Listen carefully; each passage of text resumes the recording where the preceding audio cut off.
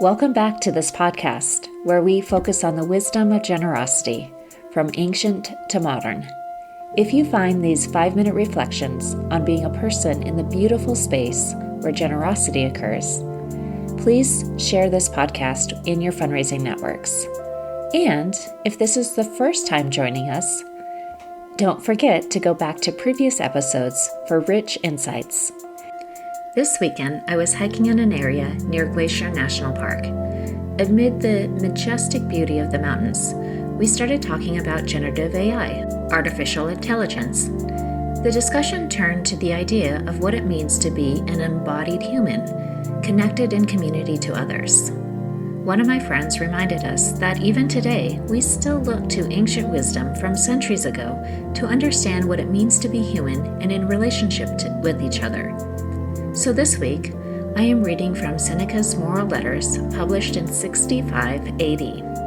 Quote, "No one can live a happy life if he looks only to himself, turning everything to his own advantage. If you want to live for yourself, you must live for another. This sense of companionship links all human beings to one another. It holds that there is a common law of humankind.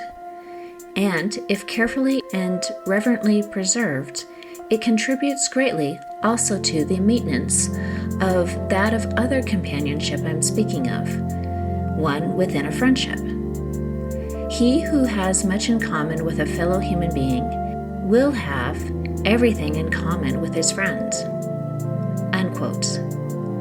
As technology continues to progress, each person will have a choice: to live in a world intricately designed for our own tastes, desires, and wishes through AI relationships and machine learning, or a choice to be happy by living for each other.